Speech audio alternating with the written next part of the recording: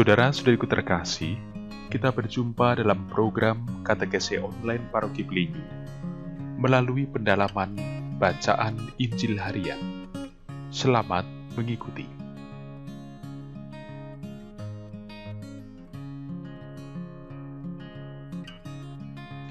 Pewartaan Sabda Tuhan dikutip dari Injil Lukas, pasal 6, ayat 6-11. Pada suatu hari Sabat lain, Yesus masuk ke rumah ibadat lalu mengajar. Di situ ada seorang yang mati tangan kanannya. Ahli-ahli Taurat dan orang-orang Farisi mengamat-amati Yesus, kalau-kalau ia menyembuhkan orang pada hari Sabat, supaya mereka dapat alasan untuk mempersalahkan dia. Tetapi ia mengetahui pikiran mereka, lalu berkata kepada orang yang mati tangannya itu, "Bangunlah dan berdirilah di tengah." Maka bangunlah orang itu dan berdiri. Lalu Yesus berkata kepada mereka, "Aku bertanya kepada kamu, manakah yang diperbolehkan pada hari Sabat, berbuat baik atau berbuat jahat, menyelamatkan nyawa orang atau membinasakannya?" Sesudah itu ia memandang keliling kepada mereka semua, lalu berkata kepada orang sakit itu, "Ulurkanlah tanganmu." Orang itu berbuat demikian dan sembuhlah tangannya. Maka meluaplah amarah mereka, lalu mereka berunding, apakah yang akan mereka lakukan terhadap Yesus. Demikianlah sabda Tuhan.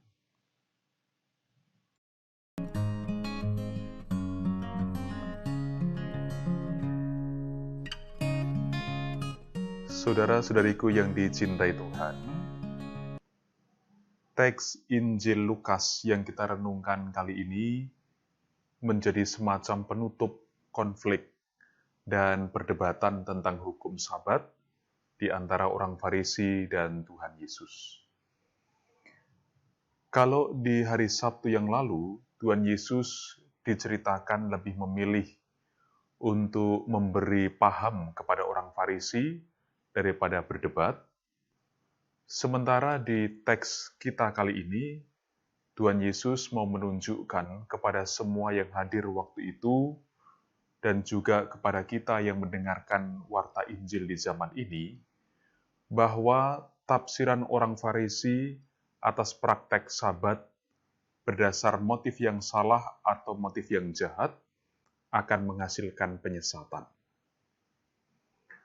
Karena itu, pertanyaan manakah yang diperbolehkan pada hari Sabat, berbuat baik atau berbuat jahat, menyelamatkan atau membinasakan?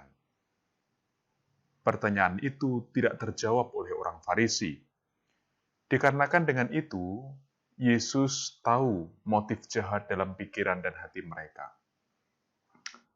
Secara sederhana, saudara-saudariku, maksud Tuhan Yesus itu begini. Tidak melakukan pekerjaan baik yang dapat dilakukan adalah suatu kejahatan. Sebab dengan begitu, kita membiarkan orang menderita tanpa guna. Sekali lagi saya ulangi, tidak melakukan pekerjaan baik yang dapat dilakukan adalah suatu kejahatan. Sebab dengan begitu, kita membiarkan orang menderita tanpa guna. Saudara-saudariku, dengan teks Lukas pasal 6 ayat 6-11 ini, kita diingatkan kepada cara pikir dan sikap batin yang baru. Murid-murid Yesus hendaknya menilai sesuatu tidak cukup dengan sekedar mengatakan benar atau salah. Apalagi ketika itu berhubungan dengan soal nasib hidup dan terlebih lagi menyangkut keselamatan jiwa seseorang. Rasul Paulus dalam 1 Korintus pasal 5 ayat 1-8 menasihatkan begini, yaitu agar orang-orang beriman berpesta, maksudnya menjalani kehidupan, tidak dengan cara lama, yaitu keburukan dan kejahatan. Sebab itu, semuanya mendatangkan duka cita. Oleh karena itu, kehidupan haruslah dirayakan dengan cara baru, yakni hidup dalam kemurnian dan kebenaran. Dalam berbagai pengalaman hidup sehari-hari, saudara-saudariku, siapapun kita sebenarnya selalu dihadapkan pada banyak kesempatan untuk melakukan kebaikan. Contohnya, dari sejak kita membuka mata di pagi hari, lalu kita duduk sebentar berdoa, mengucap syukur dan memuliakan Allah, sambil memohon agar kehidupan hari ini berlangsung dengan baik dan berjumpa dengan banyak orang yang berhati baik pula. Itu pun sudah bentuk cara sumbangsih atau kontribusi kita dalam membagikan kebaikan untuk kehidupan hari ini. Selanjutnya, tindakan menyapa anggota keluarga dengan ucapan penuh kasih.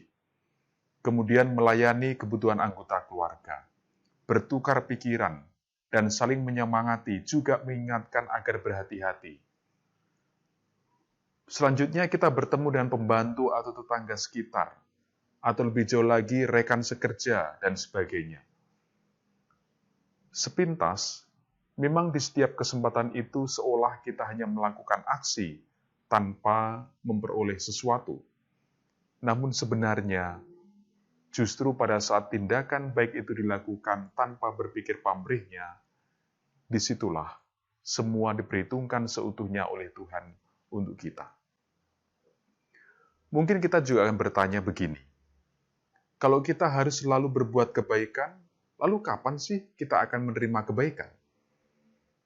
Saudara-saudariku, beruntunglah kita bahwa Allah tidak pernah bertanya kapan Ia mendapat kebaikan dari kita. Dan mengapa kita selalu menuntut Allah untuk memberi yang baik, padahal kita sering lupa bersyukur. Saudara-saudariku, merasa diri kurang mendapat kebaikan dalam hidup, itu ibarat meminum air laut. Semakin banyak diminum, maka semakin hauslah kita. Ketika merasa harus banyak mendapat berkat, semakin lupalah kita untuk bersyukur bahwa hidup kita tidak hanya sekedar diberkati, tetapi kita telah ditebus dengan darah dan hidup Yesus. Jadi saudara-saudariku, sekaranglah saatnya berkat itu kita bagikan, mumpung kesempatan masih dipercayakan kepada kita. Semoga kehidupan Anda bersama keluarga diberkati oleh rahmat Allah. Demi nama Bapa dan Putra dan Roh Kudus. Amin.